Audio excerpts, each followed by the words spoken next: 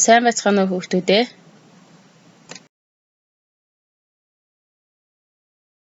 Бидний өнөөдрийн хичээлийн сэдэв 1911 оны хувьсгал. Хичээлийн зорилго маань хувьсгалын үйл явц болон ялалт ач холбогдлыг танин мэдэх. Хүрээнд дараах зорилтуудыг дэвшүүлж байна.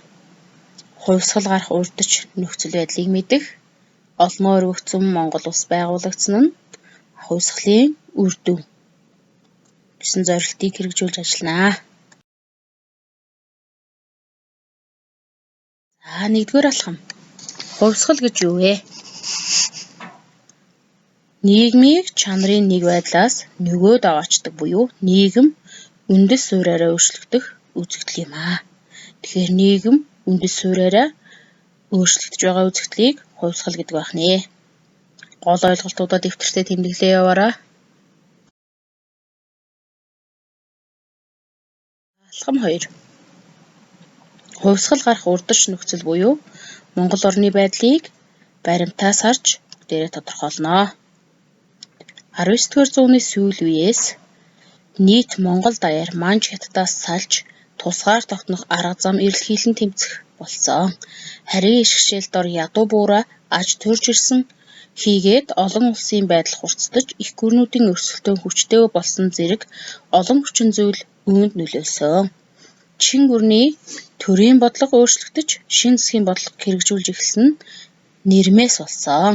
Тэгэхээр Монголд хувьсгал гарах урдч нөхцөл байдал нь ерөнхийдөө бүрэлдэж эхэлсэн байна.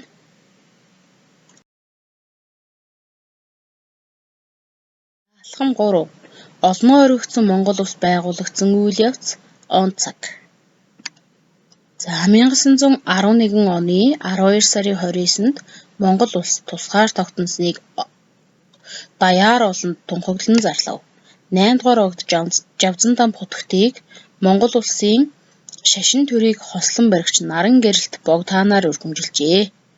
Төрийн 5 яамыг байгуулан оны цолыг олноо өргөгдсөн хэмээн тогтоож их хүрээг нийслэл хүрээ гэж нэрлэв. Төр улсын бүхий л эрх мэдлийг монголчууд барьж аливаа хэргийг өөрсдөө мэдэж шийдэх болсон. Тийхүү Монгол улс дахин сэргэж дэлхийд дахныг хүлээн зөвшөөрөгдсөн нь туурах тусгаар төр улс болон тогтнон хөгжих эхлэл тавигдсан билээ.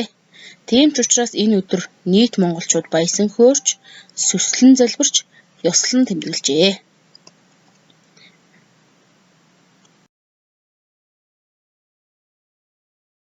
Монголын газар нутгийг чөлөөлсөн он цагийг хазуу харгалзуулнаа.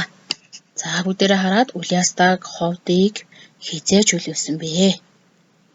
Мөн өвөр Монгол руу 5 замын их зэрэг хизээ илгээсэн гэдгийг сурахчхаа уншаад тодруулаад дэлгэрүүлээд зөв харгалзуулнаа.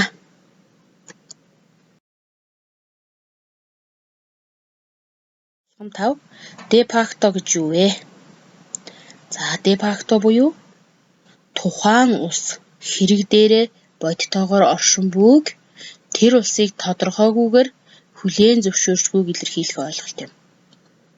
1911 оны хувьсгалын үр дүнд Монгол улс нь Манжийн иргэшээлээс гарч олон улсын хуулийн этгээдийн хувьд де факто тусгаар улс болсон юм аа.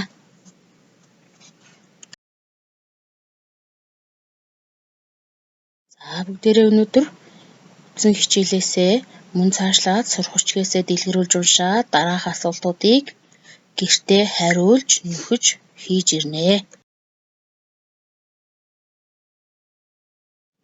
За анхаарал хандуулсанд баярлалаа. Гараа тогтмол угаагаараа гадагшаа битгий гараарай хүүхдүүдээ. Цахимаар суралцъя.